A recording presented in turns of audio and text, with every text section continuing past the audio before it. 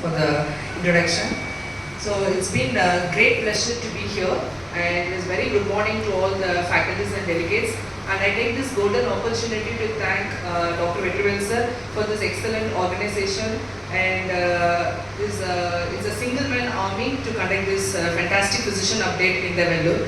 So now move on to my main talk, Beyond the Thermometer, the art of the febrile physical exam.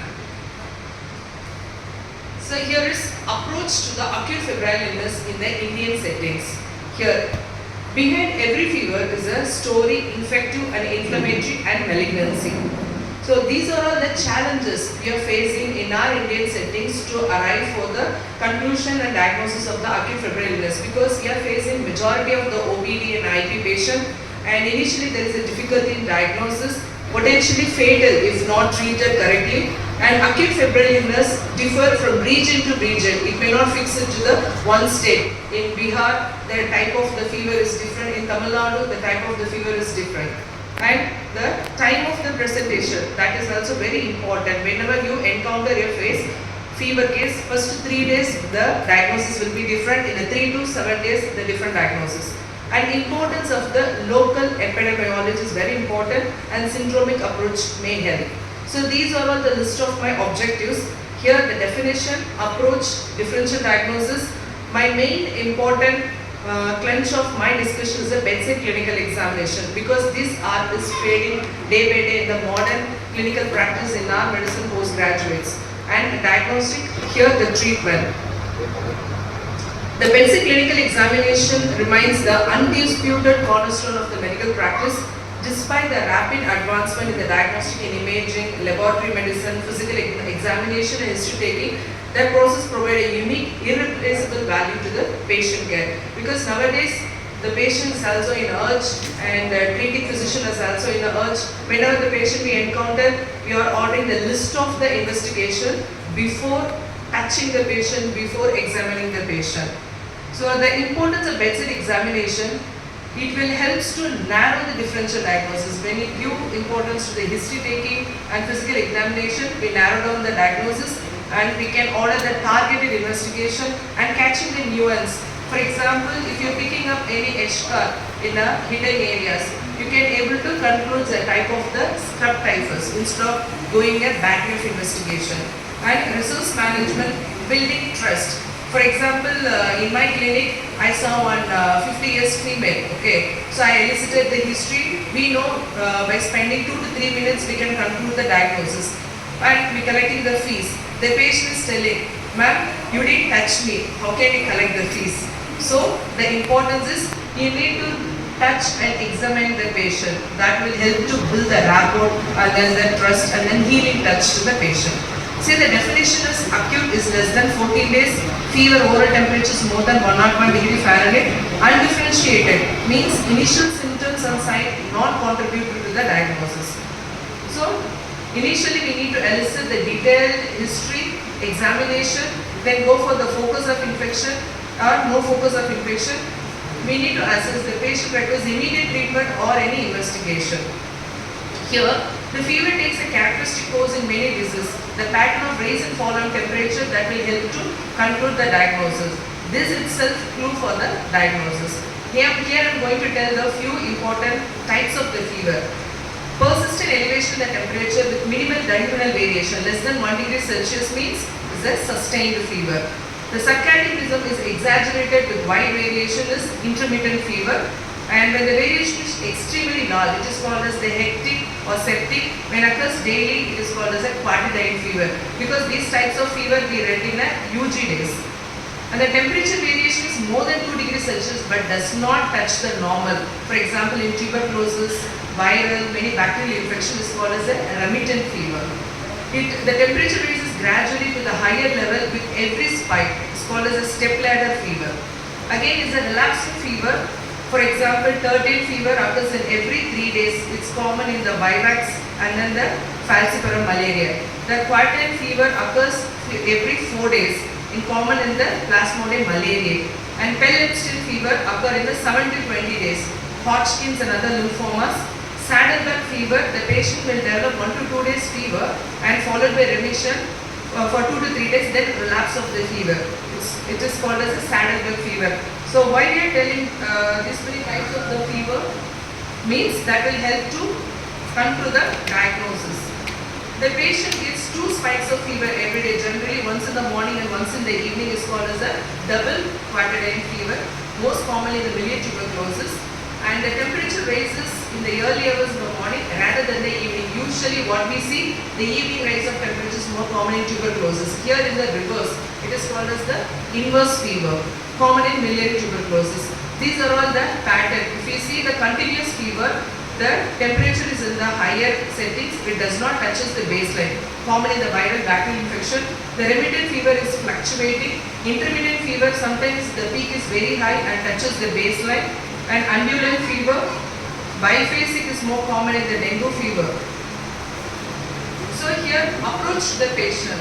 We need to give in detail attention to the following details. Whenever we encounter a fever, patient is asked for the onset, whether it is sudden onset, insidious and type, duration of fever, weight loss, it is significant weight loss, and associated feature that helps to control the focus of infection and exposure. We all came across the COVID pandemic. In that time, we are tracing contact history, exposure, and also we are in Andhra border, Chittoor. The most of the scrub typhus are very common in a Vellore IP patient. So geography is important, personal habits, any medical history. Because the patient is those or in the psychiatric patient taking antipsychotic medication, that may itself causes the fever, that is called as a serotonin syndrome, and any treatment infections. So these are all the details we need to closely observe in the bedside examination. First, you record the temperature. Oral temperature is very preferable, record for 3 minutes, and pulse you need to record for 1 full minute. So commonly 1 degree raise in a temperature, the pulse raises by 10. But there is a pulse temperature dissociation. It may not be correctly seen in case of typhoid, viral myocarditis. The BP recording is important because initially we can pick up the septic shock. Suppose in case of the dengue fever, we can identify dengue shock syndrome. And tachypnea. So the patient is tachypnea, you can think of pneumonia, bronchitis, pulmonary edema, and breathlessness, think of pulmonary edema and then ARDS. The patient is very sick when you encounter in a casualty. It indicates a severe infection. Patient in the altered sensorium, think of CNS infection. Look for nails. If there is an anemia, jaundice, cyanosis and hemorrhage, and lymph nodes, cervical, axillary, inguinal lymph nodes. So the nail examination, anyone can identify the first picture? Yeah? Koilonychia is the spoon-shaped nails. You can see the spoon-shaped nails means iron deficiency. The patient has developed severe anemia, the patient may develop koilonychia. Second picture is the clubbing. Clubbing is more common in a malignancy. Third, anyone can identify? Yeah, very good. It's a splinter hemorrhage. If you closely see the streaks of the hemorrhagic spot, it's very common in the infected endocarditis. So, the importance of nail examination. The oral cavity. The first picture is leukoplakia, oral candidiasis, oral thrush. It's very common in the HIV or immunocompromised patient. Second is tonsillitis, the bilateral tonsillitis. Third is the membranous tonsillitis is common in the diphtheria. Eye examination, jaundice, subconjunctival hemorrhage and then anemia. The skin changes is very common in the dengue rash. Okay. And second is the rashes with the vesicular fluid film, means it's common in the chickenpox and the viral exanthematous. Here it follows single dermatome. The rash is the shingles, okay, herpes zoster. So whenever the patient complains of chest pain, you need to examine the skin changes. Sometimes the herpes zoster may cause a chest pain also. Then systemic examination, look for the upper respiratory tract. Think of tonsillitis, pharyngitis, ASOM, CSOM, and lower respiratory tract, pneumonia, bronchitis. Abdomen, look for the any organomegaly and serious myocarditis, CNS, meningitis, encephalitis, and look for any rash, genital infection, anal infection. So duration of the fever is also again is very important. If the fever is less than 3 days, think of viral fever, malaria, upper respiratory, lower respiratory tract infection. So if you are in a malarial endemic area, So do malaria test for all the case and start the presumed anti-malarial medication. If the fever patient present with the fine rash, running nose and watery eyes, consider for the viral exanthematous fever. If the rash is severe and all over the body and then specific retroorbital pain, think of the dengue, chikungunya, leptospirosis. In women and elderly men, consider for urinary tract infection, and smokers, alcoholic, consider for the respiratory tract infection, and look for the if you think the patient is very sick, you don't think again, you just admit the patient and do the blood cell examination and IV fluids and IV antibiotics instead of sending OPD. If the fever present for 3 to 7 days, again think of viral fever, malaria, upper lower respiratory infection, specifically the entry fever. So whenever the patient visits one physician and the patient is coming back to you in day 3 to day 7 days of fever, you don't hesitate to ask the history from the start and redo the examination as like you are seeing the patient at the first time, because the previous physician may have missed few points. You could have picked up that help you to diagnose and treat the patient. And do for the investigation malaria, urine analysis and vital chest x-ray. If the patient comes to you for 7 to 15 days, depends upon the specific complaints, you can focus the infection like headache, think of sinusitis, dental, meningitis, cough, respiratory tract infection, chest pain, effusion and empyema. In case of diarrhea, entry fever, colitis, sometimes drug induced, because most of the physicians may start for respiratory infection azithromycin, amoxicillin. Even that drug will cause diarrhea. So always ask for any drug history that will cause the symptoms. And pain abdomen, the serotonin syndrome. Here, but my patient has been here for a week, but we cannot find out what's going on. That means that we are dealing with the pyrex of unknown origin. The diagnostic criteria here is the temperature is 101 degree Fahrenheit and the illness duration more than 3 weeks and failure to reach a diagnosis after 1 week of the IV patient. Then think of the infections, the uncommon infections like brucella, tuberculosis, toxoplasmosis, sometimes malignancy and connective tissue disorders. So laboratory investigations, you need to order for the complete blood count. That helps different types of fever we can identify. If the total counts is more than like 11,000, you are dealing with the bacterial infection. Sometimes it's leukopenia, you are neutropenia if you are dealing with the viral infection. And do for the urine analysis. If you are thinking the patient is any burning sensation, burning obturation, lower abdominal pain, you advise urine routine. If the cell counts is higher, you can advise for the urine culture. And then the blood culture investigation depends upon the patient is dealing with the systemic infection like pneumonia, sepsis, all these things.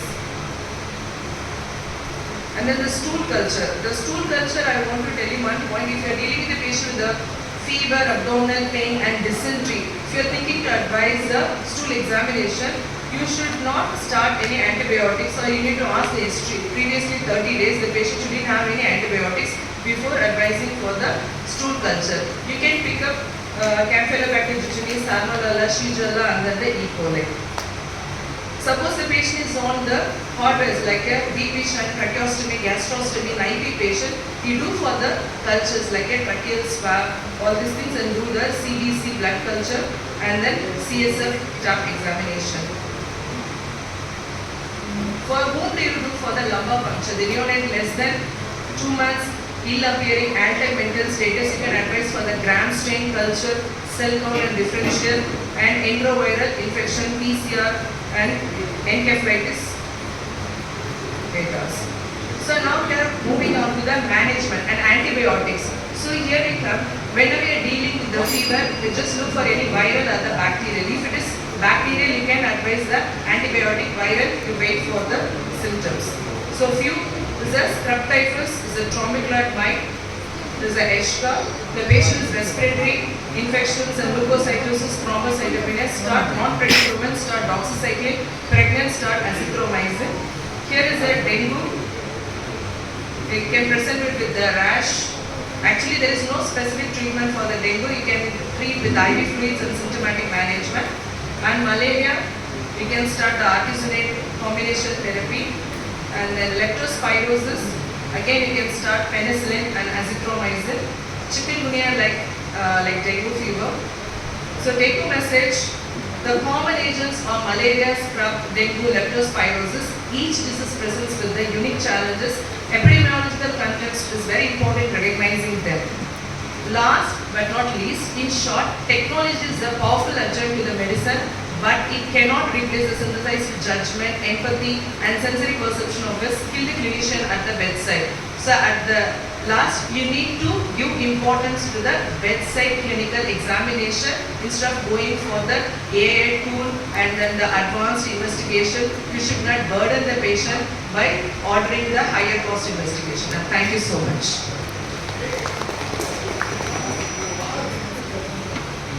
Dr.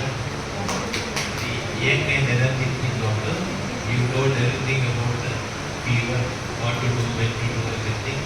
They are very happy.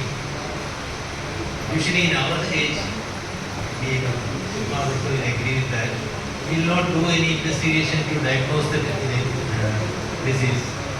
We will always investigate to confirm our diagnosis which we made on the clinical bedside examination. That is more important. And nowadays, for everything we have investigations. Before the patient comes to the ward itself, we will order the investigation. But the thorough examination and clinical diagnosis is far better than any other investigation. Sometimes you will get a wrong input also. Recently, I have noticed some doctors, junior doctors, when they are coming, they will diagnose the pneumonia only with the X-ray. They cannot auscultate and see what is bronchial breathing. That is the condition now because everything is advanced. In our time, we were more patients but less investigation. Still, our investigation, everything is coming up well, and we are going to the state of the modern advanced countries like that. They are also, everything depends upon the investigations, not the clinical stage. Thank you. So here our great discussion. We'd like to know what is the value of Vidal in case of infusion. Actually, for first 1 week of the fever, better not advise the Vidal because most of the time it will be negative. So first they treat the patient, and after 1 week, if the fever persisted, if you are any organomegaly, if you are thinking like entry fever, then you can advise for the Vidal and the blood culture. So after 7 days.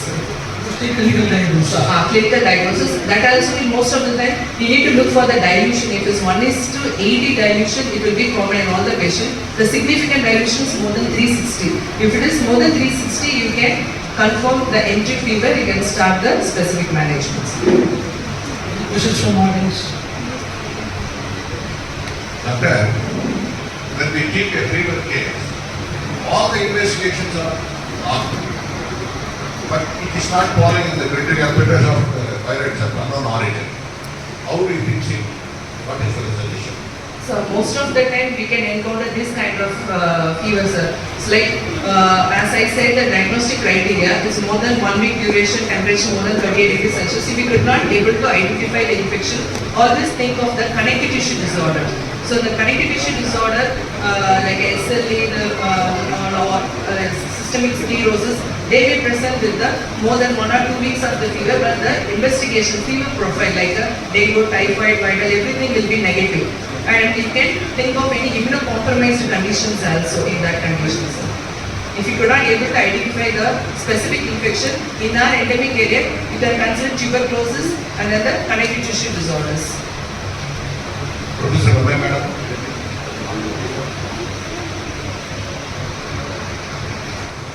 Recently, there was a JAPI article on tropical co-infections. So, they have done a lot of tests and said a lot of patients actually have led to dengue or other recurring at the same time. So, I was just like in your opinion. Do you think that doing serological tests in the first week and saying they have multiple infections is correct? So actually not even. Actually the first 3 days if you are thinking of dengue specific fever and then rash, so NS1 antigen instead of going IgM and IgG, all the investigation after 5 to 7 days the test will be turned out to be positive. First 5 days, most of the time you need to treat the patient, treat the symptoms instead of going behind the lab investigations.